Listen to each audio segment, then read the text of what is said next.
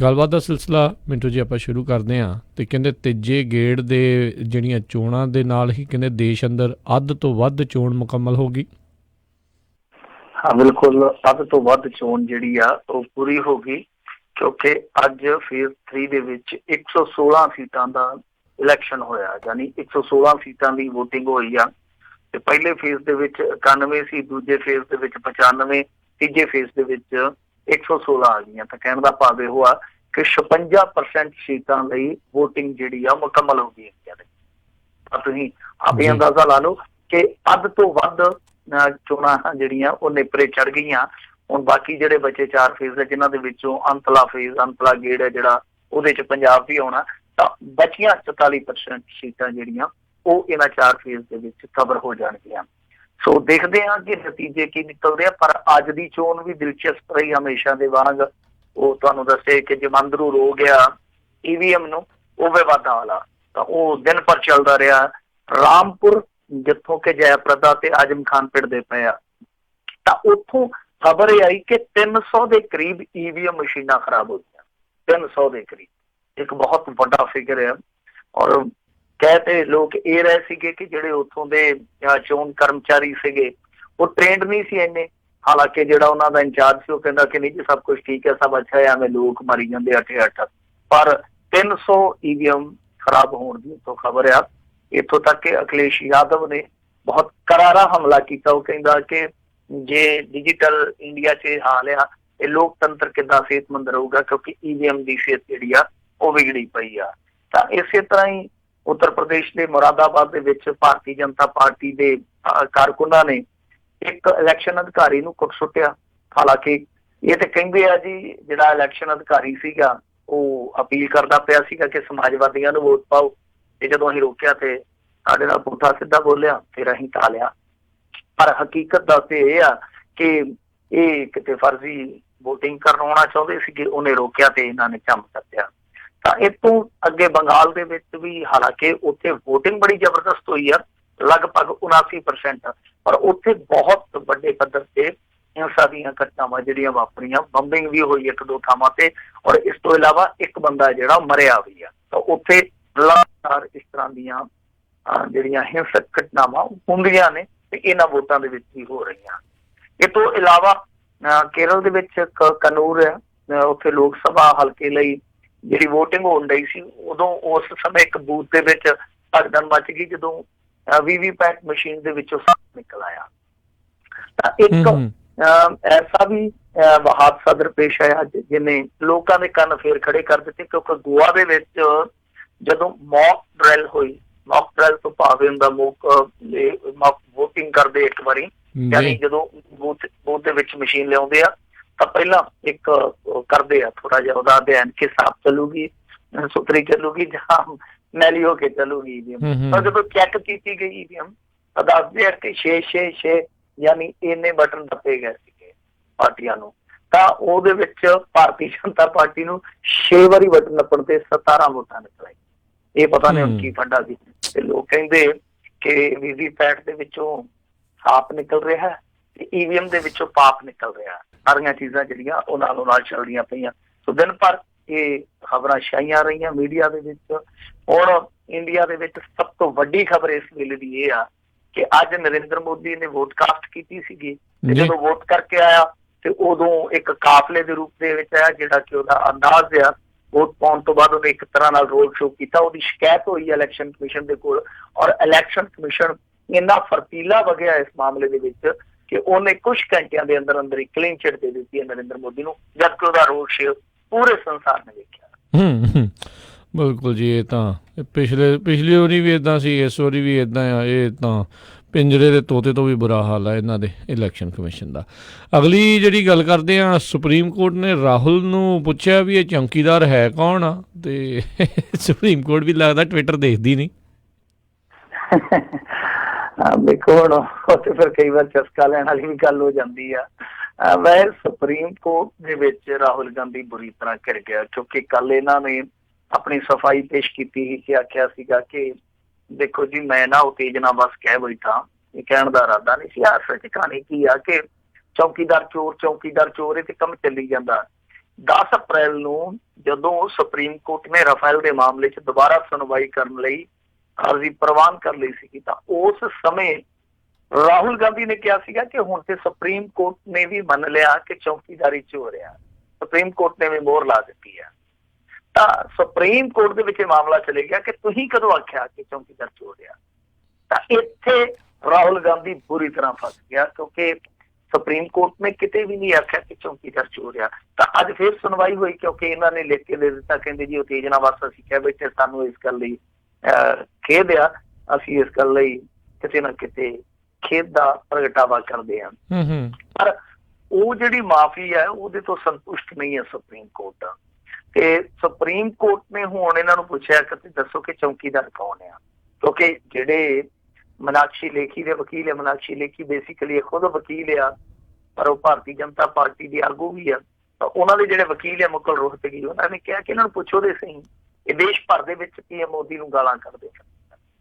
ਤੇ ਉਹਨਾਂ ਨੇ ਨਾਲੇ ਕਿਹਾ ਕਿ ਰਾਹੁਲ ਨੇ ਝੂਠ ਫੈਲਾਉਣ ਲਈ ਸੁਪਰੀਮ ਕੋਰਟ ਦਾ ਇਸਤੇਮਾਲ ਕੀਤਾ। ਰਾਹੁਲ ਨੇ ਗਲਤੀ ਤਾਂ ਮੰਨੀ ਆ, ਪਰ ਸੁਪਰੀਮ ਕੋਰਟ ਕੋਲੋਂ ਢੰਗ ਮਾਫੀ ਨਹੀਂ।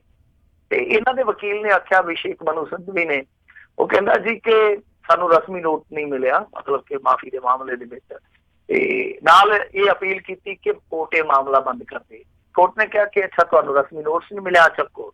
ਤਾਂ ਹੁਣ ਕ੍ਰਿਮੀਨਲ ਅਵਗਿਆ ਦਾ ਮਸਲਾ ਜਿਹੜਾ ਉਹ ਬਣਾ ਕੇ ਇਹਨਾਂ ਨੂੰ ਨੋਟਿਸ ਕਰ ਦਿੱਤਾ ਗਿਆ। ਤਾਂ 30 ਅਪ੍ਰੈਲ ਨੂੰ ਦੁਬਾਰਾ ਤੋਂ ਸੁਣਵਾਈ ਹੋਊਗੀ। ਵੈਸੇ ਰਾਹੁਲ ਗਾਂਧੀ ਦੋ ਧਾਰੀ ਤਲਵਾਰ ਤੇ ਇਸ ਸਮੇਂ ਤੁਰਦਾ ਪਿਆ। ਇੱਕ ਤੇ ਇਹ ਆ ਕਿ ਸੁਪਰੀਮ ਕੋਰਟ ਦੇ ਵਿੱਚ ਇਹ ਮਸਲਾ ਚਲੇਗਾ, ਜਿਹੜਾ ਕਿ ਰਾਫੇਲ ਦੇ ਮਾਮਲੇ ਦੇ ਵਿੱਚ ਯਤਨ ਸੀਗਾ ਕਿ ਘੇਰਿਆ ਜਾਵੇ ਵਿਰੋਧੀ ਧਿਰ ਨੂੰ, ਉਹ ਇਹ ਆਪ ਹੀ ਉਹਦੇ ਵਿੱਚ ਫਸ ਗਏ ਆ। ਫਸ ਇਉਂ ਗਏ ਆ ਕਿ ਸੁਪਰੀਮ ਕੋਰਟ ਨੇ ਮੰਨ ਲਓ ਜੇ ਕੋਈ ਕਾਰਵਾਈ ਕਰ ਦਿੱਤੀ ਇਲੈਕਸ਼ਨ ਦੇ ਦਿਨਾਂ ਦੇ ਵਿੱਚ, ਤੇ ਪਾਸਾ ਪਲਟ ਜਾਊਗਾ। ਔਰ ਦੂਜੀ ਚੀਜ਼ ਇਹ ਆ ਕਿ ਇਖਲਾਕੀ ਤੌਰ ਤੇ ਜੇ ਦੇਖੀਏ ਤਾਂ ਯੂ ਟਰਨ ਤੇ ਇਹਨਾਂ ਨੇ ਮਾਰਿਆ ਹੀ ਆ। ਪਰ ਚਲੋ ਉਹ ਜ਼ਰੂਰਤ ਹੁੰਦੀ ਹੈ, ਕਈ ਵਾਰ ਰਾਜਨੀਤੀ 'ਚ ਹੁੰਦਾ ਹੀ ਆ, ਪਿੱਛੇ ਵੀ ਹਟਣਾ ਪੈਂਦਾ। ਪਰ ਭਾਰਤੀ ਜਨਤਾ ਪਾਰਟੀ ਉਹਨੂੰ ਬਣਾ ਰਹੀ ਆ ਕਿ ਦੇਖੋ ਬਾਹਰ ਕੁਛ ਕਹਿੰਦੇ ਤੇ ਅੰਦਰ ਕੁਛ ਕਹਿੰਦੇ ਜਾਂਦੇ। ਦੂਜੀ ਚੀਜ਼ ਇੱਕ ਹੋਰ ਵੀ ਆ, ਕਿਉਂਕਿ ਇਹਨਾਂ ਨੇ ਵੈਸੇ ਤੇ ਰਾਜਨੀਤੀ ਇਹ ਕੀਤੀ ਆ ਕਿ ਜੀ ਮੋਦੀ ਆ ਜਿਹੜਾ ਉਹ ਫੌਜ ਦਾ, ਸੈਨਾ ਦਾ ਰਾਜਸੀਕਰਨ ਕਰਦਾ, ਰਾਜਸੀ ਲਾਹਾ ਲੈਂਦਾ। ਪਰ ਇਹਨਾਂ ਨੇ ਆਪਣੇ ਮੈਨੀਫੈਸਟੋ ਦੇ ਵਿੱਚ ਕਿਤੇ ਨਾ ਕਿਤੇ ਫੌਜੀ ਗਤੀਵਿਧੀਆਂ ਦਾ ਲਾਹਾ ਲੈਣ ਦਾ ਯਤਨ ਕੀਤਾ। ਤਾਂ ਉਹ ਜਿਹੜਾ ਮੈਨੀਫੈਸਟੋ ਆ ਉਹ ਵੀ ਹੁਣ ਵਿਵਾਦਤ ਹੋ ਰਿਹਾ। ਹੋ ਸਕਦਾ ਉਸ ਮਾਮਲੇ ਦੇ ਵਿੱਚ ਵੀ ਰਾਹੁਲ ਗਾਂਧੀ ਘਿਰ ਜਾਵੇ। ਸੋ ਆਮ ਤੌਰ ਤੇ ਆਪਾਂ ਸੁਣਿਆ ਨਾ, ਕਈ ਵਾਰ ਕਹਿੰਦੇ ਆ ਕਿ ਮੈਂ ਤੈਨੂੰ ਕੋਰਟ 'ਚ ਘੜੀਸੂੰਗਾ, ਪਰ ਰਾਹੁਲ ਗਾਂਧੀ ਇਹੋ ਜਿਹਾ ਸਿਆਣਾ ਬੰਦਾ ਜਿਹਨੇ ਕੋਰਟ ਨੂੰ ਹੀ ਆਪਣੇ ਬਿਆਨਾਂ 'ਚ ਘੜੀਸ ਲਿਆ, ਤੇ ਹੁਣ ਕੋਰਟ ਨੇ ਉਹਦਾ ਘੜੀਸਾ ਪਵਾਇਆ ਹੋਇਆ। ਇਹ ਘੜੀਸਾ ਕਿੰਨੀ ਕੁ ਦੇਰ ਤੱਕ ਚੱਲੂ ਸਮਾਂ ਹੀ ਦੱਸੂਗਾ। ਜੀ ਜੀ। ਅਗਲੀ ਜਿਹੜੀ ਗੱਲ ਕਰਦੇ ਆ, ਬਹੁਤ ਸਾਰੀਆਂ ਪੰਜਾਬ ਦੀਆਂ ਸੀਟਾਂ ਦੇ ਉੱਤੇ ਹੱਕ ਸੀ, ਕਿੱਥੇ ਕੌਣ ਹੋਊਗਾ। ਕਹਿੰਦੇ ਵੀ ਹੁਣ ਪੰਜਾਬੀ ਰਾਜਨੀਤੀ ਦੇ ਵਿੱਚ ਵੱਡੇ ਚਿਹਰਿਆਂ ਦਾ ਇਹਨਾਂ ਦਾ ਮੈਦਾਨ ਹੋ ਗਿਆ ਹੈ ਤੈਅ। ਹਾਂ ਬਿਲਕੁਲ। ਅੱਜ ਸਭ ਤੋਂ ਵੱਡਾ ਐਲਾਨ ਤੇ ਇਹ ਹੋਇਆ ਕਿ ਸੁਖਬੀਰ ਸਿੰਘ ਬਾਦਲ ਅਤੇ ਬੀਬਾ ਹਰਸਿਮਰਤ ਕੌਰ ਬਾਦਲ ਦਾ, ਯਾਨੀ ਦੋਨੇ ਜੀ ਆ ਜਿਹੜੇ, ਉਹ ਇਲੈਕਸ਼ਨ ਦੇ ਵਿੱਚ ਉਤਰਨਗੇ। ਇੱਕ ਬਠਿੰਡੇ ਤੋਂ, ਇੱਕ ਫਿਰੋਜ਼ਪੁਰ ਤੋਂ। ਬਠਿੰਡੇ ਤੋਂ ਬੀਬਾ ਹਰਸਿਮਰਤ ਕੌਰ ਬਾਦਲ, ਫਿਰੋਜ਼ਪੁਰ ਤੋਂ ਸੁਖਬੀਰ ਬਾਦਲ। ਤਾਂ ਇੱਧਰ ਦੋਨੇ ਹੀ ਸੀਟਾਂ ਜਿਹੜੀਆਂ ਨੇ ਮਾਲਵੇ ਦੇ ਵਿੱਚ, ਖਾਸ ਤੌਰ ਤੇ ਬਠਿੰਡਾ ਜਿਹੜਾ ਉਹ ਹੌਟ ਸੀਟ ਹੋ ਗਿਆ। ਫਿਰੋਜ਼ਪੁਰ ਤੇ ਹੋਣਾ ਹੀ ਸੀਗਾ, ਕਿਉਂਕਿ ਜਿਹੜੇ ਬੰਦੇ ਨੂੰ ਬਹੁਤ ਸਾਰੀ ਸਪੋਰਟ ਦਿੱਤੀ ਸੀਗੀ, ਫਿਰ ਬਾਅਦ ਦੇ ਵਿੱਚ ਉਲਟ ਹੋ ਗਿਆ।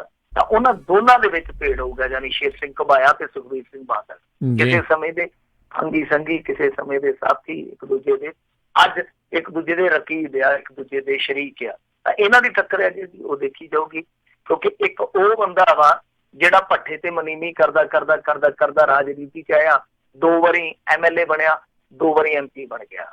ਤੇ ਅੱਜ ਉਹਦੀ ਟੱਕਰ ਉਸ ਮੁੰਡੇ ਨਾਲ ਆ ਜਿਹੜਾ ਮੂੰਹ 'ਚ ਸੋਨੇ ਦਾ ਚਮਚਾ ਲੈ ਕੇ ਜੰਮਿਆ। ਦੇਖਦੇ ਆ ਉਧਰੋਂ ਕੌਣ ਜਿੱਤਦਾ, ਕੌਣ ਹਾਰਦਾ। ਇੱਧਰੋਂ ਬੀਬਾ ਹਰਸਿਮਰਤ ਕੌਰ ਬਾਦਲ ਤੇ ਰਾਜਾ ਵੜਿੰਗ। ਬਾਕੀ ਜਿਹੜੇ ਉਮੀਦਵਾਰ ਆ, ਮੈਂ ਉਹਨਾਂ ਨੂੰ ਇਹ ਨਹੀਂ ਕਹਿੰਦਾ ਕਿ ਉਹ ਬਹੁਤ ਪਿਛਾਂ ਨੇ, ਪਰ ਟੱਕਰ ਦੇ ਵਿੱਚ ਕੋਈ ਦਿਖਦਾ ਨਹੀਂ, ਹਾਲ ਨਹੀਂ ਕਦੀ ਦਿਖਦਾ ਬਠਿੰਡੇ ਦੇ ਵਿੱਚ। ਖੈਰ ਬਾਕੀ ਜਿਹੜੇ ਨਾਂ ਅੱਜ ਐਲਾਨੇ ਗਏ ਆ ਉਹ ਵੀ ਘੱਟ ਦਿਲਚਸਪ ਨਹੀਂ ਹੈ। ਸਨੀ ਦਿਓਲ ਆ ਗਏ ਆ, ਨਲਕਾ ਪੱਟ ਜੀ, ਤਾਰਾ ਸਿੰਘ ਜੀ, ਉਹ ਵੀ ਪਹੁੰਚ ਚੁੱਕੇ ਆ ਗੁਰਦਾਸਪੁਰ ਤੋਂ। ਅੱਜ ਉਹਨਾਂ ਨੇ Bharatiya Janata party officially join ਕਰ ਲਈ ਆ, ਤੇ ਉਹ 2.5 ਕਿਲੋ ਦਾ ਹੱਥ ਹੈ ਜਿਹੜਾ ਉਹਦੇ 'ਚ ਕਮਲ ਫਸਾ ਕੇ ਇੱਧਰ ਨੂੰ ਗੁਰਦਾਸਪੁਰ ਨੂੰ ਰਵਾਨਾ ਹੋ ਗਿਆ। ਕਿਰਨ ਖੇਰ ਜੀ ਚੰਡੀਗੜ੍ਹ ਤੋਂ ਫਿਰ ਦੁਬਾਰਾ ਕਿਸਮਤ ਅਜਮਾਉਣਗੇ। ਕਿਰਨ ਖੇਰ ਭਾਜਪਾ ਦੇ ਸਿਟਿੰਗ MP ਆ ਤੇ ਅਨੁਪਮ ਖੇਰ ਦੀ ਬਹੂ ਆ। ਦੇਖਦੇ ਆ ਕਿ ਉਹ ਆਪਣੀ MP ਜਿਹੜੀ ਉਹਦੀ ਆਪਣੀ MPਸ਼ਿਪ ਆ ਉਹਨੂੰ ਬਚਾ ਪਾਉਂਦੀ ਹੈ ਜਾਂ ਨਹੀਂ ਬਚਾ ਪਾਉਂਦੀ। ਉਮੀਦ ਥੋੜੀ ਜਿਹੀ ਐਤਕੀ ਧੁੰਦਲੀ ਹੈ। ਸੋਮ ਪ੍ਰਕਾਸ਼ ਨੂੰ ਹੁਸ਼ਿਆਰਪੁਰ ਤੋਂ ਉਮੀਦਵਾਰ ਡਿਕਲੇਅਰ ਕੀਤਾ ਭਾਰਤੀ ਜਨਤਾ ਪਾਰਟੀ ਨੇ, ਜਦਕਿ ਜਿਹੜੇ ਸਿਟਿੰਗ MP ਸੀਗੇ ਵਿਜੇ ਸਾਂਪਲਾ ਉਹ ਦੁੱਖ ਭਰਿਆ ਟਵੀਟ ਕਰਦੇ ਆ ਕਿ ਮੇਰੀ ਇੱਕ ਤਰ੍ਹਾਂ ਨਾਲ ਉਮੀਦਵਾਰੀ ਕੱਟ ਕੇ ਇਹਨਾਂ ਨੇ ਗਊ ਹੱਤਿਆ ਕਰ ਦਿੱਤੀ। ਖੈਰ ਉਧਰੋਂ ਜਿਨ੍ਹਾਂ ਚ ਕਦੇ ਕਦੇ ਪਾਉਣ ਆ ਜਾਂਦੀ ਸੀਗੀ ਉਹ ਅੱਜ ਪੰਜਾਬ ਤੋਂ ਚਲਦੇ ਚਲਦੇ ਦਿੱਲੀ ਦੇ ਵਿੱਚ ਚੌਕੀਦਾਰਾ ਕਰਕੇ ਟਿਕਟ ਲੈ ਗਏ, ਜਾਨੀ ਹੰਸਰਾਜ। ਉੱਤਰ ਪੱਛਮੀ ਦੇ ਵਿੱਚ, ਉੱਤਰ ਪੱਛਮੀ ਇੱਕ ਸੀਟ ਹੈ ਦਿੱਲੀ ਦੀ, ਉੱਤਰ ਪੱਛਮੀ ਦੇ ਵਿੱਚ ਉਦਿਤ ਰਾਜ ਬਹੁਤ ਵੱਡਾ ਦਲ ਚਿਹਰਾ ਸੀਗਾ, ਭਾਰਤੀ ਜਨਤਾ ਪਾਰਟੀ ਦਾ ਸਿਟਿੰਗ MP ਸੀਗਾ, ਉਹਦੀ ਟਿਕਟ ਕੱਟ ਦਿੱਤੀ ਗਈ। ਤਾਂ ਉਹਦਾ ਪੱਤਾ ਕੱਟਣ ਤੋਂ ਬਾਅਦ ਹੰਸਰਾਜ ਹੰਸ ਨੂੰ ਉੱਤੇ ਉਹਨਾਂ ਨੇ ਕਿਹਾ ਕਿ ਲੈ ਵੀ ਮਿੱਤਰਾ ਹੁਣ ਤੂੰ ਆਪਣੀ ਪਾਉਣ ਨੂੰ ਸੰਭਾਲ।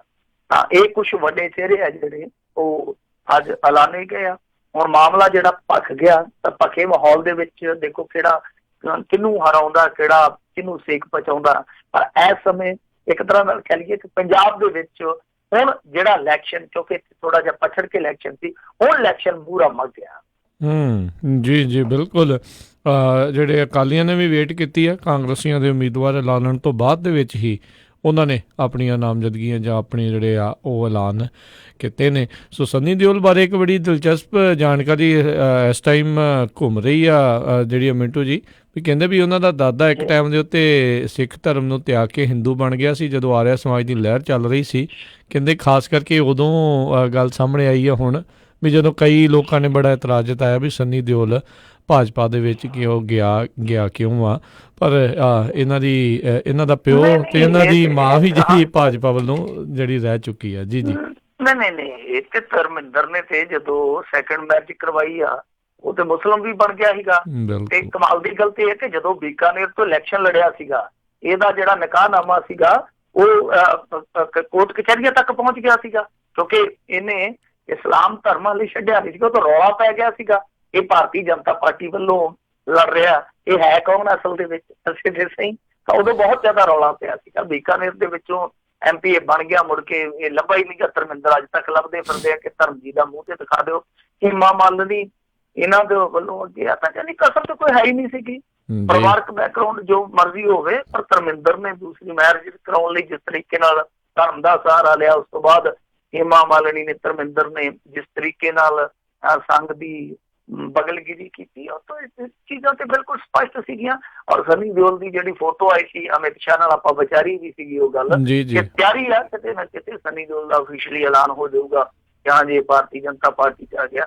ਸੋ ਵੈਸੇ ਵੀ ਅੱਜ ਕੱਲ ਜੇ ਕ੍ਰਿਕਟਰ ਕੋਈ ਫੇਲ ਹੋ ਜਾਂਦਾ ਕ੍ਰਿਕਟ ਦੇ ਵਿੱਚ ਉਹਦੀ ਗੱਲ ਨਹੀਂ ਬਣਦੀ ਉਹਨੂੰ ਲੈ ਲੈਂਦੇ ਆ, ਜੇ ਐਕਟਿੰਗ ਦੇ ਵਿੱਚੋਂ ਕੋਈ ਫੇਲ ਹੋ ਜਾਂਦਾ ਉਹਨੂੰ ਲੈ ਲੈਂਦੇ ਆ। ਮੈਨੂੰ ਤੇ ਇਹ ਵੀ ਉਮੀਦ ਆ ਕਿ ਕਿਸੇ ਸਮੇਂ ਜਿਹੜੇ ਸਾਡੇ ਇੱਧਰ ਮੁੰਡੇ ਗਾਉਂਦੇ ਆ ਟਿਕਟੌਕ ਤੇ ਇਹਨਾਂ ਦੀ ਗੱਲ ਬਣ ਸਕਦੀ ਭਾਰਤੀ ਜਨਤਾ ਪਾਰਟੀ, ਉਹਨਾਂ ਦਾ ਤਾਂ ਫਿਰ ਬੇੜਾ ਪਾਰ ਹੋ ਜਾਊਗਾ। ਵੈਸੇ ਇੱਕ ਚੀਜ਼ ਮਿੰਟੂ ਜੀ ਸੋਚਣ ਵਾਲੀ ਹੈ, ਕੀ ਗੁਰਦਾਸਪੁਰ ਦੇ ਕੋਲ ਉੱਥੇ ਕੋਈ ਲੀਡਰ ਹੈ ਹੀ ਨਹੀਂ ਵੀ ਜਿਹੜੇ ਹਮੇਸ਼ਾ ਹੀ ਬਾਹਰੋਂ ਪੈਰਾਸ਼ੂਟ ਦੇ ਨਾਲ ਹੀ ਉੱਥੇ ਲੀਡਰ ਆਉਂਦੇ, ਚਾਹੇ ਵਿਨੋਦ ਖੰਨਾ ਹੋਵੇ ਚਾਹੇ ਕੋਈ ਹੋਵੇ। ਹੁਣ ਜਾਖੜ ਹੋਣੀ ਵੀ ਕਿਸੇ ਹੋਰ ਜਨਤਾ ਪਾਰਟੀ ਕੋਲ ਸਲਾਰੀਆ ਹੈਗਾ, ਭਾਰਤੀ ਜਨਤਾ ਪਾਰਟੀ ਕੋਲ ਸਲਾਰੀਆ, ਪਰ ਸਲਾਰੀਆ ਵੀ ਬਿਜ਼ਨਸਮੈਨ ਹੈ, ਸਲਾਰੀਆ ਵੀ ਬਹੁਤ ਬਾਹਰ ਰਹਿੰਦਾ, ਤਾਂ ਪਤਾ ਨਹੀਂ ਕੀ ਗੱਲ ਆ। ਪਰ ਨਹੀਂ ਦੇਖੋ ਲੀਡਰ ਤੇ ਹੈਗੇ। ਹੁਣ ਜੇ ਤੁਸੀਂ ਦੇਖੋ ਸੁਨੀਲ ਜਾਖੜ ਜਿਹੜਾ ਉਹ ਅਬੋਹਰ ਤੋਂ ਗਿਆ, ਅਬੋਹਰ ਦੇ ਲੋਕਾਂ ਨੇ ਉਹਨੂੰ ਨਕਾਰਿਆ ਸੀ। ਫਿਰੋਜ਼ਪੁਰ ਤੋਂ MP ਦੀ ਇਲੈਕਸ਼ਨ ਵੀ ਹਾਰ ਗਿਆ, ਅਬੋਹਰ ਤੋਂ ਆਪਣੀ ਜਿਹੜੀ ਉਹਦੀ ਜੱਦੀ ਸੀਟ ਸੀਗੀ ਉਹ ਵੀ ਹਾਰ ਗਿਆ ਤੇ ਜਾ ਕੇ ਇਹਨਾਂ ਨੇ ਸੀਟ ਜਿਤਾਉਣ ਵਾਸਤੇ ਉੱਥੇ ਮੋਰਚਾ ਕੱਢ ਦਿੱਤਾ। ਪਰ ਉੱਥੇ ਹੈਗੇ ਆ ਕਾਂਗਰਸੀ ਬਾਜਵੇ ਹੈਗੇ, ਦੇਖੋ ਭਾਜਪਾ ਫੈਮਿਲੀ ਹੈਗੀ ਆ। ਇਹ ਤੇ ਭਾਜਪਾ ਨੂੰ ਵੀ ਵੇਖਣਾ ਪਊਗਾ, ਵਿਚਾਰਨਾ ਪਊਗਾ। ਪਰ ਮੈਨੂੰ ਲੱਗਦਾ ਕਿ ਐਡੀ ਛੇਤੀ ਐਤਕੀ ਸੰਨੀ ਦਿਓਲ ਨੂੰ ਰਸਤਾ ਨਹੀਂ ਮਿਲਣਾ। ਉਹ ਵਿਨੋਦ ਖੰਨੇ ਵਾਲੀ ਗੱਲ ਨਹੀਂ ਬਣਨੀ। ਵਿਨੋਦ ਖੰਨਾ ਚਲੋ ਜਿਵੇਂ ਮਰਜ਼ੀ ਸੀਗਾ, ਵਿਨੋਦ ਖੰਨੇ ਨੇ ਬਾਅਦ ਦੇ ਵਿੱਚ ਇੱਥੇ ਕੰਮ ਵੀ ਕੀਤਾ, ਇੱਥੇ ਰਹਿਣਾ ਵੀ ਉਹਨੇ ਸ਼ੁਰੂ ਕਰ ਦਿੱਤਾ ਸੀਗਾ। ਤੇ ਸੰਨੀ ਦਿਓਲ ਆ ਕੇ ਸਭ ਕੁਛ ਦਿਨਾਂ ਦੇ ਵਿੱਚ ਠੀਕ ਕਰ ਲੂਗਾ, ਲੱਗਦਾ ਨਹੀਂ ਹੈ। ਕਿਉਂਕਿ ਇੱਕ ਤਾਂ ਇਹ ਆ ਕਿ ਸੁਨੀਲ ਜਾਖੜ ਉੱਥੇ ਪਕੜ ਬਣਾਈ ਬੈਠਾ। ਦੂਜੀ ਚੀਜ਼ ਇਹ ਹੈ ਕਿ ਇਹ ਇੱਥੇ ਲੋਕਲ ਤੌਰ ਤੇ ਹਾਕਮ ਨੇ, ਸੱਤਾਧਾਰੀ ਆ, ਉਹਦਾ ਫਾਇਦਾ ਮਿਲਦਾ ਕਿਤੇ ਨਾ ਕਿਤੇ ਮਿਲਦਾ, ਗ੍ਰਾਂਟਾਂ ਦਾ ਫਾਇਦਾ ਮਿਲ ਜਾਂਦਾ। ਫਿਰ ਹੇਠਲੇ ਪੱਧਰ ਤੇ ਲੋਕ ਜਿਹੜੇ ਕਰਜ਼ਾਂ ਦੇ ਮਾਰੇ ਹੁੰਦੇ ਆ, ਲੋਕ ਜਿਹੜੇ ਆ ਉਹ ਕੰਮਾਂ ਨੂੰ ਦੇਖਦੇ ਆ, ਉਹਨਾਂ ਨੂੰ ਬਹੁਤ ਸਾਰੀ ਟਾਰਕ ਜਿਹੜੀ ਆ ਬਣਾ ਦਿੰਦੇ ਆ ਲੀਡਰ ਕਿ ਤੁਸੀਂ ਯਾਰ ਇੱਧਰ ਆਓ, ਇਹਨਾਂ ਨੇ ਕੀ ਕਰਨਾ ਹੈ, ਤੇ ਵੱਧ ਤੋਂ ਵੱਧ ਤੁਹਾਨੂੰ ਫਿਲਮਾਂ ਮੁਫਤ ਦਿਖਾ ਦੇਣਗੇ। ਤੇ ਉਹ ਵੀ ਅੱਜ ਕੱਲ ਇਹਨਾਂ ਦੀਆਂ ਵੇਖਦੇ ਨਹੀਂ ਲੋਕ, ਮੁਫਤਾਂ ਚ ਵੇਖਣ ਨੂੰ ਵੀ ਤਿਆਰ ਨਹੀਂ ਹੈ। ਜੀ ਸਹੀ ਗੱਲ ਜੀ ਜੀ। ਅਗਲੀ ਜਿਹੜੀ ਗੱਲ ਕਰਦੇ ਕਹਿੰਦੇ ਇੱਕ ਜਿਹੜਾ ਵਕੀਲ ਦਾ ਦਾਅਵਾ ਵੀ ਜੈਟ ਏਅਰਵੇਜ਼ ਦੇ ਨਰੇਸ਼ ਗੋਇਲ ਨੇ ਚੀਫ ਜਸਟਿਸ ਆਫ ਇੰਡੀਆ ਨੂੰ ਫਸਾਇਆ, ਸੁਪਰੀਮ ਕੋਰਟ ਨੇ ਹੁਣ ਭੇਜਿਆ ਨੋਟਿਸ। ਉਹਨਾਂ ਨੇ ਕਿਹਾ ਵਕੀਲ ਸਾਹਿਬ ਆ ਜਾਓ, ਤੁਸੀਂ ਆ ਜਾਓ, ਪਹਿਲਾਂ ਤੇ ਤੁਸੀਂ ਆਓ ਤੇ ਤੁਸੀਂ ਦੱਸੋ ਕਿ ਤੁਹਾਡੇ ਕੋਲ ਕੀ ਸਬੂਤ ਨੇ। ਵੈਸੇ ਤੁਹਾਨੂੰ ਪਤਾ ਹੀ ਹੈ ਕਿ ਚੀਫ ਜਸਟਿਸ ਆਫ ਇੰਡੀਆ ਤੇ ਜਿਸ ਤਰ੍ਹਾਂ ਨਾਲ ਸ਼ੋਸ਼ਣ ਦਾ ਦੋਸ਼ ਲੱਗਾ ਵਾ, ਉਹਨੇ ਹਿਲਾ ਕੇ ਰੱਖ ਦਿੱਤੀ ਹੈ ਜੁਡੀਸ਼ਰੀ। ਔਰ ਭੈ ਡਰ ਖੌਫ ਇੰਨਾ ਵਾ ਕਿ ਜਿਹੜੇ ਉੱਥੇ ਜੱਜ ਨੇ ਉਹ ਖੁਦ ਸੁਪਰੀਮ ਕੋਰਟ ਦੇ ਚੀਫ ਜਸਟਿਸ ਨੂੰ ਕਹਿਣ ਡਏ ਆ ਕਿ ਸਾਹਿਬ ਸਾਡੇ ਲਈ ਮਰਦਾਨਾ ਸਟਾਫ ਦਾ ਪ੍ਰਬੰਧ ਕਰਦੇ, ਜਨਾਨਾ ਸਟਾਫ ਹਟਾ ਦਿਓ ਸਾਡੇ ਨਾਲ। ਜਿਵੇਂ ਤੁਸੀਂ ਦੇਖਿਆ ਹੋਣਾ ਪੰਜਾਬ ਦੇ ਇੱਕ ਕੈਬਨਿਟ ਮਿਨਿਸਟਰ ਨੇ ਚੋਲ-ਮੋਲ ਜੀ ਕੀਤੀ ਸੀਗੀ ਇੱਕ ਅਫਸਰ ਦੇ ਨਾਲ ਮੈਸੇਜ ਭੇਜ ਕੇ, ਤੇ ਫਿਰ ਮੁੜ ਕੇ ਜਦੋਂ ਬਾਜੀ ਪੁੱਟੀ ਪਈ ਮਾਫੀ ਮੂਫੀ ਮੰਗ ਗਿਆ, ਤਾਂ ਉਦੋਂ ਕੈਬਨਿਟ ਮਿਨਿਸਟਰਾਂ ਨੇ ਵੀ ਕਿਹਾ ਸੀਗਾ ਕਿ ਸਾਡੇ ਨਾਲ ਜਨਾਨੀਆਂ ਜਿਹੜੀਆਂ ਸਟਾਫ ਦੇ ਵਿੱਚ ਇਹ ਦੂਰ ਕਰ ਦਿਓ, ਕਿਤੇ ਇਹ ਨਾ ਹੋਵੇ ਕਿ ਕੱਲ ਨੂੰ ਕੋਈ ਉਹ ਨਾਰਾਜ਼ ਹੋ ਕੇ ਖਫਾ ਹੋ ਕੇ ਸਾਡੇ ਤੇ ਦੋਸ਼ ਲਾ। ਸੋ ਇਹ ਮਾਹੌਲ ਬਣਿਆ ਪਿਆ ਸੁਪਰੀਮ ਕੋਰਟ ਦੇ ਵਿੱਚ। ਤੁਸੀਂ ਦੇਖ ਲਓ ਕਿ ਜੇ ਸੁਪਰੀਮ ਕੋਰਟ ਦੇ ਵਿੱਚ ਇੱਕ ਡਰ ਆ, ਖੌਫ ਆ, ਆਮ ਬੰਦੇ ਤੇ ਜਦੋਂ ਇਸ ਤਰ੍ਹਾਂ ਦਾ ਦੋਸ਼ ਲੱਗਦਾ ਹੋਊਗਾ ਤਾਂ ਉਹਨਾਂ ਦੋਸ਼ਾਂ ਨੂੰ ਵੈਰੀਫਾਈਡ ਕਰਨ ਵਾਸਤੇ ਪੁਲਿਸ ਜਿਹੜੀ ਆ ਉਹ ਕਿੰਨਾ ਕੁ ਅਕਲ ਤੋਂ ਕੰਮ ਲੈਂਦੀ ਹੋ, ਕਿੰਨਾ ਕੁ ਆਪਣੇ ਪੇਸ਼ੇਵਰਤਾ ਤੋਂ ਕੰਮ ਲੈਂਦੀ ਹੋ। ਸੋ ਇਹ ਮਾਹੌਲ ਬਣਿਆ ਪਿਆ। ਇਸੇ ਮਾਹੌਲ ਦੇ ਵਿੱਚ ਉਤਸਵ ਬੈਂਸ ਨਾਂ ਦੇ ਇੱਕ ਵਕੀਲ ਜਿਹਨੇ ਦਾਅਵਾ ਕੀਤਾ ਸੀਗਾ ਕਿ ਮੈਨੂੰ 1.5 ਕਰੋੜ ਰੁਪਏ ਦੀ ਪੇਸ਼ਕਸ਼ ਹੋਈ ਹੈ ਔਰ ਇਹ ਸਭ ਕੁਛ ਹੈ ਜਿਹੜਾ ਇੱਕ ਸਾਜ਼ਿਸ਼ ਤਹਿਤ ਕੀਤਾ ਗਿਆ। ਇਹਨੇ ਕਿਹਾ ਕਿ ਦੇਖੋ ਜੀ ਰੰਜਨ ਗਗੋਈ ਸਾਹਿਬ ਨੇ ਜੈਟ ਏਅਰਵੇਜ਼ ਦਾ ਇੱਕ ਜਿਹੜਾ ਮਾਮਲਾ ਸੀਗਾ ਉਹਦੇ ਵਿੱਚ ਉਹਨਾਂ ਦਾ ਪੱਖ ਨਹੀਂ ਸੀ ਪੂਰਿਆ, ਤਾਂ ਉਹਦੇ ਮਾਲਕ ਨੇ ਹੋ ਸਕਦਾ ਕਿ ਇਹਨਾਂ ਨੂੰ ਫਸਾਇਆ ਹੋ। ਸੋ ਜਿਵੇਂ ਹੀ ਇਹਨਾਂ ਨੇ ਕਿਤੇ ਨਾ ਕਿਤੇ ਖੁਲਾਸਾ ਕੀਤਾ, ਨਾਲ ਦੀ ਨਾਲ ਤਿਵੇਂ ਹੀ ਇਹਨਾਂ ਨੂੰ ਨੋਟਿਸ ਆ ਗਿਆ ਕਿ ਭਾਈ ਸਾਹਿਬ ਜੋ ਤੁਹਾਡੇ ਕੋਲ ਤੱਥ ਆ, ਜੋ ਤੁਹਾਡੇ ਕੋਲ ਸਬੂਤ ਆ, ਉਹ ਪੱਲੇ 'ਚ ਬੰਨ੍ਹ ਕੇ, ਪੋਟਲੀ 'ਚ ਬੰਨ੍ਹ ਕੇ ਤੇ ਤੁਸੀਂ ਸੁਪਰੀਮ ਕੋਰਟ 'ਚ ਹਾਜ਼ਰ ਹੋਵੋ। ਸੋ ਹੁਣ ਦੇਖਦੇ ਆ ਕਿ ਕੀ ਵਾਕਈ ਇਹਨਾਂ ਦੇ ਕੋਲ ਕੋਈ ਸਾਬਤ ਸਬੂਤ ਹੈਗਾ ਜਾਂ ਫਿਰ ਇਹਨਾਂ ਨੇ ਵੀ ਹੱਡੀਆਂ ਛੁੱਕ ਕੇ ਰਾਹੁਲ ਗਾਂਧੀ ਨੂੰ ਫਾ ਲੈ ਲਿਆ ਕਿਤੇ। ਜੀ ਜੀ। ਅਗਲੀ ਗੱਲ ਕਰਦੇ ਕਹਿੰਦੇ ਸਾਧਵੀ ਅੱਜ ਵੀ ਚਰਚਾ 'ਚ ਰਹੀ ਹੈ, ਨਾਮਜ਼ਦਗੀ ਭਰਨ ਵੇਲੇ ਵੀ ਹੰਗਾਮਾ, ਅੱਗੇ ਵੀ ਇਹੀ ਅਸਾਰ ਨੇ। ਹੰਗਾਮਾ ਹੀ ਹੰਗਾਮਾ। ਤੁਸੀਂ ਕਮਾਲ ਦਾ ਆਈਡੀਆ ਲਾਇਆ, ਕਮਾਲ ਦਾ ਗੈਸ ਆ ਤੁਹਾਡਾ ਕਿ ਗਾਂ ਵੀ ਆਸਾਰ ਨੇ। ਇਹਦਾ ਮਤਲਬ ਹੈ ਕਿ ਹੰਗਾਮੇ ਹੀ ਰਹਿਣਗੇ ਔਰ ਇਹ ਚੋਣ ਜਿਹੜੀ ਹੈ ਸਾਧਵੀ ਦੀ ਹੰਗਾਮਾ ਖੇਸ ਹੀ ਰਹੂਗੀ। ਵਾਕਈ ਹੁਣ ਤੱਕ ਹੰਗਾਮੇ ਹੀ ਹਨ। ਤਾਂ ਅੱਜ ਵੀ ਵੈਸੇ ਹੰਗਾਮਾ ਇਹਨੇ ਇੱਕ ਕਰ ਦਿੱਤਾ, ਬਿਆਨ ਦੇ ਕੇ ਕਹਿੰਦੀ ਹੈ ਕਿ ਮੇਰਾ ਬ੍ਰੈਸਟ ਕੈਂਸਰ ਹੈ ਜਿਹੜਾ ਉਹ ਗਊ ਮੂਤਰ ਤੇ ਗੋਬਰ ਦੇ ਨਾਲ ਠੀਕ ਹੋਇਆ। ਹੁਣ ਇਹ ਇੱਕ ਨਵੀਂ ਸਿਹਤ ਵਿਗਿਆਨ ਵਾਸਤੇ ਕ੍ਰਾਂਤੀ ਆ ਰਹੀ ਆ। ਸੋ ਬਹੁਤ ਸਾਰੀਆਂ ਔਰਤਾਂ ਸਾਡੇ ਇੱਥੇ ਇੰਡੀਆ ਦੇ ਵਿੱਚ ਲਗਭਗ ਮੇਰੇ ਖਿਆਲ ਦੇ ਨਾਲ 1 ਲੱਖ ਔਰਤ ਜਿਹੜੀ ਆ ਉਹ ਹਰ ਸਾਲ ਬ੍ਰੈਸਟ ਕੈਂਸਰ ਦੇ ਨਾਲ ਮਰ ਜਾਂਦੀ ਆ, ਜਿਹੜੀ ਕਿ ਅਮਰੀਕਾ ਦੇ ਨਾਲੋਂ ਤਾਦਾਦ ਦੇ ਵਿੱਚ ਦੁੱਗਣੀ ਆ। ਤਾਂ ਸ਼ਾਇਦ ਹੁਣ ਇਹ ਮੌਤਾਂ ਦੀ ਦਰ ਰੁਕੂਗੀ ਕਿਉਂਕਿ ਇਹ ਨਵੀਂ ਖੋਜ ਜਿਹੜੀ ਆ ਸਾਧਵੀ ਪ੍ਰਗਿਆ ਸਿੰਘ ਠਾਕੁਰ ਨੇ ਪੇਸ਼ ਕਰ ਦਿੱਤੀ ਆ। ਖੈਰ ਇਹਨਾਂ ਨੇ ਅੱਜ ਨਾਮਜ਼ਦਗੀ ਪੱਤਰ ਭਰਨਾ ਸੀਗਾ। ਇਹਨਾਂ ਦਾ ਜਿਹੜਾ ਕਾਫਲਾ ਸੀ ਉਹਦੇ ਵਿੱਚ ਕੁਛ ਲੋਕਾਂ ਨੇ ਕਾਲੀਆਂ ਝੰਡੀਆਂ ਦਿਖਾਈਆਂ, ਤਾਂ ਇਹਨਾਂ ਨੇ ਚੱਕ ਕੇ ਤੇ ਉਹ ਬੰਦੇ ਜਿਹੜੇ ਚੰਬ ਦਿੱਤੇ ਆ। ਹੁਣ ਤੁਸੀਂ ਦੇਖ ਲਓ ਕਿ ਜੇ ਹਾਈ ਕੁਛ ਕਨ੍ਹਈਆ ਦੀ ਰੈਲੀ ਦੇ ਵਿੱਚ ਜਾਂ ਕਨ੍ਹਈਆ ਦੇ ਕਾਫਲੇ ਦੇ ਵਿੱਚ ਹੋਇਆ ਤਾਂ ਇਹਨਾਂ ਨੂੰ ਚੱਕ ਕੇ ਉਹਨਾਂ ਨੂੰ ਰੁੰਗ ਦਿੱਤਾ। ਤਾਂ ਇੱਥੇ ਕੀ ਹੋਇਆ ਕਿ ਉਹਨਾਂ ਬੰਦਿਆਂ ਨੂੰ ਨਾਲੇ ਕੁੱਟਿਆ ਗਿਆ ਤਾਂ ਹੋ ਸਕਦਾ ਉਹਨਾਂ ਨੂੰ ਕਿ ਪਰਚੇ ਵੀ ਫਸਾ ਦੇਣ, ਕਿਉਂਕਿ ਸਾਰਾ ਕੁਛ ਜਿਹੜਾ ਕੇਂਦਰ ਦੇ ਤਹਿਤ ਚੱਲਦਾ। ਖੈਰ ਦੂਜੀ ਚੀਜ਼ ਅੱਜ ਇੱਕ ਹੋਰ ਵੀ ਵੇਖਣ ਨੂੰ ਮਿਲੀ ਆ, ਹੰਗਾਮੇ ਦਾ ਤੁਸੀਂ ਜ਼ਿਕਰ ਕੀਤਾ ਕਿ ਅਸਾਰ ਅੱਗੇ ਵੀ ਆ। ਅੱਜ ਹੋਇਆ ਕੀ ਆ ਕਿ ਜਦੋਂ ਇਹਨੇ ਕੈਂਡੀਡੇਟ ਦੇ ਤੌਰ ਤੇ ਉੱਥੇ ਨਾਮਜ਼ਦਗੀ ਪਰਚਾ ਭਰਿਆ ਤੇ ਨਾਲ ਹੀ ਆਲੋਕ ਸੰਜਰ ਨੇ ਪਰਚਾ ਭਰ ਦਿੱਤਾ। ਹੁਣ ਆਲੋਕ ਸੰਜਰ ਕੌਣ ਆ? ਆਲੋਕ ਸੰਜਰ ਅਸਲ ਦੇ ਵਿੱਚ ਉੱਥੋਂ ਸਿਟਿੰਗ MP ਆ, ਮਤਲਬ ਕਿ ਜਿਹੜਾ ਭੋਪਾਲ ਤੋਂ ਮੌਜੂਦਾ ਇਹਨਾਂ ਦਾ MP ਸੀਗਾ, ਉਹਨੂੰ ਵੀ ਇਹਨਾਂ ਨੇ ਨਾਮਜ਼ਦਗੀ ਪਰਚਾ ਭਰਨ ਵਾਸਤੇ ਭੇਜਿਆ। ਤਾਂ ਇਹਦਾ ਮਤਲਬ ਇਹ ਵਾ ਕਿ ਕਿਤੇ ਨਾ ਕਿਤੇ ਇਹਨਾਂ ਨੂੰ ਡਰ ਹੈ ਕਿ ਸਾਧਵੀ ਦਾ ਮਾਹੌਲ ਜਿਸ ਤਰ੍ਹਾਂ ਦਾ ਬਣਦਾ ਪਿਆ ਉਹ ਤੋਂ ਨਹੀਂ ਲੱਗਦਾ ਕਿ ਗੱਡੀ ਤੋੜ ਚੜੂ। ਤਾਂ ਇਸ ਕਰਕੇ ਇਹਨਾਂ ਨੇ ਸਿਟਿੰਗ MP ਦੇ ਕਾਗਜ਼ ਭਰਾਤੇ ਆ। ਕਿਉਂਕਿ ਸਾਧਵੀ ਪ੍ਰਗਿਆ ਤੇ ਕੱਲ ਕੇਸ ਦਰਜ ਹੋ ਗਿਆ। ਕੇਸ ਦਰਜ ਹੋਇਆ ਜੋ ਬਾਬਰੀ ਮਸਜਿਦ ਨੂੰ ਲੈ ਕੇ ਉਹਨੇ ਇੱਕ ਸਟੇਟਮੈਂਟ ਜਾਰੀ ਕੀਤੀ ਸੀ। ਤਾਂ ਮੈਨੂੰ ਤੇ ਇਹੋ ਹੀ ਆ ਕਿ ਸੰਜਰ ਨੇ ਜਿਹੜਾ ਕਾਗਜ਼ ਭਰਿਆ ਭਾਰਤੀ ਜਨਤਾ ਪਾਰਟੀ ਨੂੰ ਪੱਕਾ ਪਤਾ ਲੱਗਿਆ ਕਿ ਹੋਏ ਨਾ ਹੋਏ ਕਿਤੇ ਇਹ ਨਾ ਹੋ ਜਾਵੇ ਕਿ ਸਾਡੀ ਸਾਧਵੀ ਦਾ ਜਿਹੜਾ ਕਾਗਜ਼ ਉਹ ਰੱਦ ਹੋ ਜਾਵੇ, ਕੋਈ ਇਹਦੇ ਖਿਲਾਫ ਕਾਰਵਾਈ ਹੋ ਜਾਵੇ, ਤਾਂ ਉਸ ਸੂਰਤ ਦੇ ਵਿੱਚ ਇੱਕ ਸਟਰੋਂਗ ਕੈਂਡੀਡੇਟ ਹੈ ਜਿਹੜਾ ਉਹ ਬਦਲ ਦੇ ਤੌਰ ਤੇ ਤਿਆਰ ਰੱਖੇ। ਜੀ, ਤੇ ਫਿਰ ਤੇ ਵੀ ਲੱਗਦਾ ਵੀ ਇਸ ਤੋਂ ਪਹਿਲਾਂ ਇਹ ਹੋਵੇ ਵੀ ਸ਼ਾਇਦ ਇਸ ਨੂੰ ਛੁੱਟੀ ਵੀ ਜਿਹੜੀ ਇਹਦੀ ਕਰ ਹੀ ਦੇਣ, ਕੋਈ ਪਤਾ ਨਹੀਂ ਹੁੰਦਾ, ਸਿਆਸਤ 'ਚ ਬਹੁਤ ਕੁਛ ਹੁੰਦਾ। ਅਗਲੀ ਆਪਾਂ ਮਿੰਟੂ ਜੀ ਗੱਲ ਕਰਦੇ, ਕਹਿੰਦੇ ਹੁਣ ਨਵਜੋਤ ਕੌਰ ਸਿੱਧੂ ਦੀ ਬਗਾਵਤ ਆ ਤੇ ਉਪਕਾਰ ਸੰਧੂ ਦੀ ਐਂਟਰੀ ਤੇ ਇਤਰਾਜ਼, ਉਧਰ ਆਸ਼ਾ ਕੁਮਾਰੀ ਦਾ ਹੋਇਆ ਵਿਰੋਧ। ਦੇਖੋ, ਆਸ਼ਾ ਕੁਮਾਰੀ ਦੇ ਜਿੱਥੋਂ ਤੱਕ ਵਿਰੋਧ ਦੀ ਗੱਲ ਆ, ਆਸ਼ਾ ਕੁਮਾਰੀ ਅੱਜ ਗਈ ਸੀਗੀ ਸੰਤੋਸ਼ ਚੌਧਰੀ ਨੂੰ ਮਨਾਉਣ। ਸੰਤੋਸ਼ ਚੌਧਰੀ ਬੀਬੀ ਰੁੱਸ ਕੇ ਬੈਠੀ ਆ। ਹੁਣ ਦੇਖੋ, ਇਹ ਤੇ ਥੋੜਾ ਜਿਹਾ ਪੱਖਪਾਤ ਆ ਨਾ ਕਿ ਕੇਪੀ ਨੂੰ ਮਨਾਉਣ ਤੇ ਖੁਦ ਕੈਪਟਨ ਚਲੇ ਜਾਂਦਾ ਹੈ, ਤੇ ਏਦਾਂ ਦੇ ਸਮਰਥਕ ਤੇ ਫਿਰ ਕਹਿਣਗੇ ਕਿ ਸਾਡੇ ਦਰਾਂ 'ਚ ਦੱਸੋ ਮਿਰਚਾਂ ਧੋੜੀਆਂ, ਕੈਪਟਨ ਕਿਉਂ ਨਹੀਂ ਆਉਂਦਾ ਸਾਨੂੰ ਮਨਾਉਣ, ਕਿਉਂਕਿ ਇਹ ਵੀ ਤੇ ਸਾਬਕਾ MP ਹੈ ਬੀਬੀ। ਖੈਰ, ਇਸੇ ਕਰਕੇ ਜਦੋਂ ਅੱਜ ਬੀਬੀ ਆਸ਼ਾ ਕੁਮਾਰੀ ਗਈ ਆ ਤਾਂ ਉਹ ਪੈ ਨਿਕਲੇ ਉਹਨਾਂ ਦੇ ਸਮਰਥਕ, ਤੇ ਇਹ ਫਿਰ ਬਹੁਤ ਨਮੋਸ਼ੀਜਨਕ ਸਥਿਤੀ ਚੋਂ ਨਿਕਲੀ ਆ ਉੱਥੋਂ ਬੀਬੀ। ਇਹਦਾ ਮਤਲਬ ਇਹੋ ਹੀ ਨਿਕਲਿਆ ਕਿ ਸੰਤੋਸ਼ ਚੌਧਰੀ ਨੂੰ ਮਨਾਉਣ ਦੀਆਂ ਕੋਸ਼ਿਸ਼ਾਂ ਜਿਹੜੀਆਂ ਉਹ ਅਸਫਲ ਹੋਈਆਂ ਨੇ, ਬੇਫਲ ਹੋਈਆਂ। ਤਾਂ ਉਧਰ ਦੂਸਰੇ ਪਾਸੇ ਇੱਕ ਐਂਟਰੀ ਹੋਈ ਆ, ਐਂਟਰੀ ਵੱਜੀ ਉਪਕਾਰ ਸਿੰਘ ਸੰਧੂ ਦੀ। ਉਪਕਾਰ ਸਿੰਘ ਸੰਧੂ ਨੂੰ ਕੌਣ ਨਹੀਂ ਜਾਣਦਾ? ਉਪਕਾਰ ਸਿੰਘ ਸੰਧੂ ਕਿਸੇ ਸਮੇਂ ਮਜੀਠੀਆ ਦਾ ਰਾਈਟ ਹੈਂਡ, ਫਿਰ ਉਹ ਚਲੇ ਗਿਆ ਆਮ ਆਦਮੀ ਪਾਰਟੀ 'ਚ। ਆਮ ਆਦਮੀ ਪਾਰਟੀ ਦੀ ਉਹਨੇ ਲਈ ਫਿਰ ਉਮੀਦਵਾਰੀ ਤੇ ਬਹੁਤ ਬੁਰੀ ਤਰ੍ਹਾਂ ਅੰਮ੍ਰਿਤਸਰ ਤੋਂ ਹਾਰਿਆ। ਉਪਕਾਰ ਸਿੰਘ ਸੰਧੂ ਕੁਝ ਸਮਾਂ ਸ਼ਾਂਤ ਰਿਹਾ ਤੇ ਹੁਣ ਇੰਦਰਵੀਰ ਬੁਲਾਰੀਏ ਦੇ ਜ਼ਰੀਏ ਉਹਨੇ ਐਂਟਰੀ ਮਾਰ ਲਈ ਕਾਂਗਰਸ ਦੇ ਵਿੱਚ। ਜਿਵੇਂ ਹੀ ਐਂਟਰੀ ਵੱਜੀ ਆ ਤੇ ਤਿਵੇਂ ਨਵਜੋਤ ਕੌਰ ਸਿੱਧੂ ਦੇ ਮੱਥੇ ਤੇ ਪਸੀਨੇ ਆ ਗਏ। ਗੁੱਸੇ ਨਾਲ ਪਸੀਨੇ ਇਸ ਕਰਕੇ ਆਏ ਆ ਕਿਉਂਕਿ ਉਪਕਾਰ ਸਿੰਘ ਸੰਧੂ ਜਦੋਂ ਅਕਾਲੀ ਦਲ 'ਚ ਸੀਗਾ ਤੇ ਨਵਜੋਤ ਸਿੱਧੂ ਦੇ ਟੱਬਰ ਦਾ ਨਵਾਂ ਪੇਚਾ ਪਿਆ ਇਹਨਾਂ ਦੇ ਨਾਲ। ਉਸ ਸਮੇਂ ਉਪਕਾਰ ਸਿੰਘ ਸੰਧੂ ਨੇ ਇੱਕ ਗੱਲ ਆਖੀ ਸੀਗੀ ਬੀਬੀ ਸਿੱਧੂ ਬਾਰੇ, ਜੋ ਮੈਂ ਇਹ ਤੇ ਬੋਲ ਨਹੀਂ ਸਕਦਾ। ਉਹ ਗੱਲ ਮੈਨੂੰ ਹੂ ਚੇਤੇ ਆ।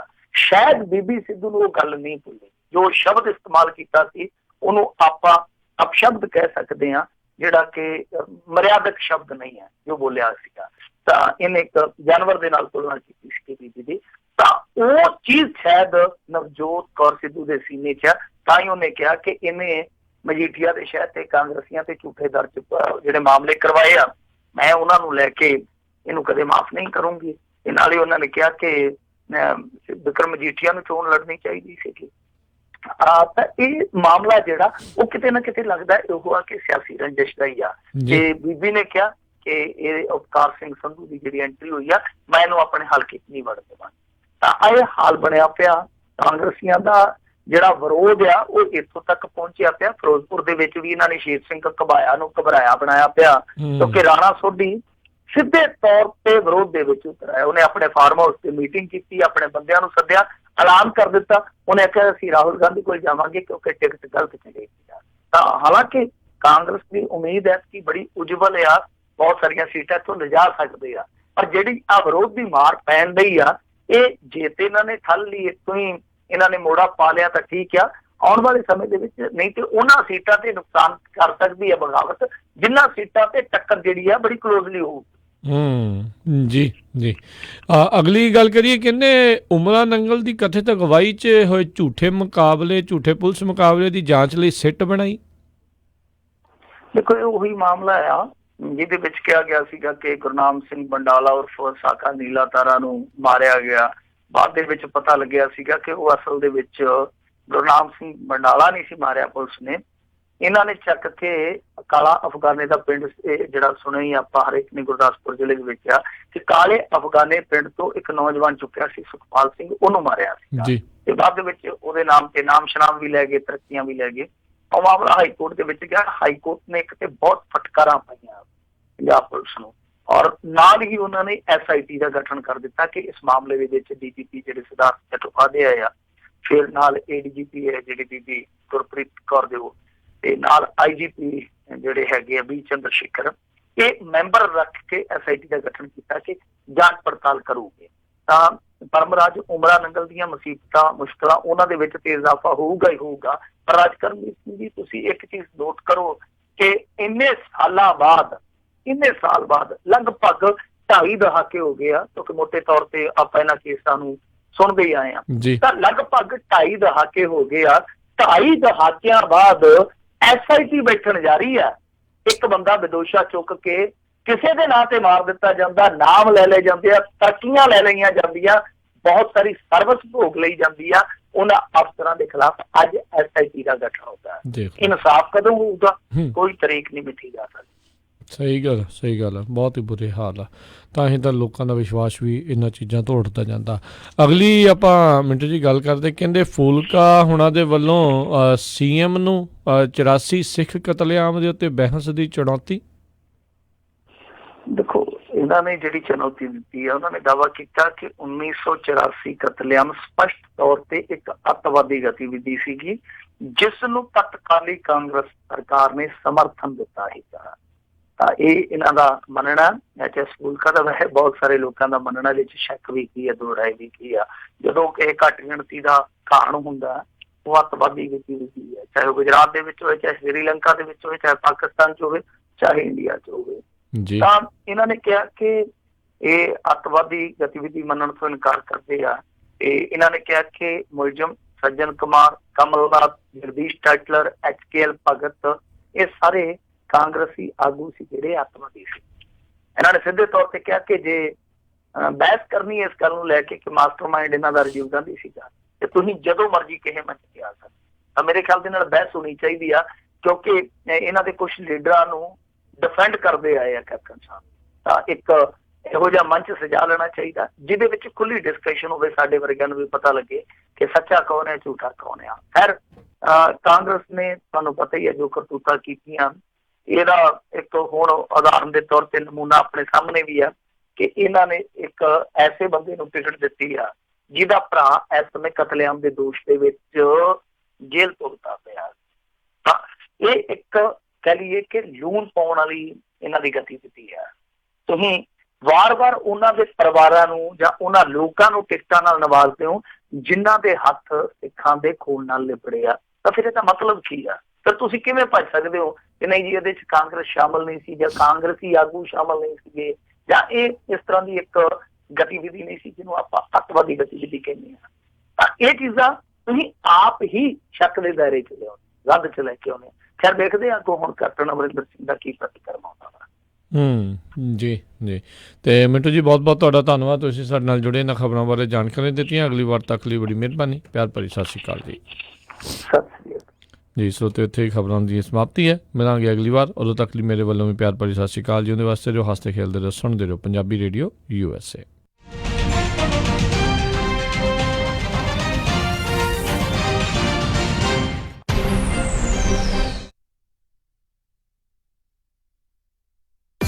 ਤੁਸੀਂ ਸੁਣ ਰਹੇ ਹੋ KOBO Yuba City 1450 AM, KIID Sacramento 1470 AM, KWRU Fresno 1300 AM, KLHC Bakersfield 1350 AM। कब्ज, कॉन्स्टिपेशन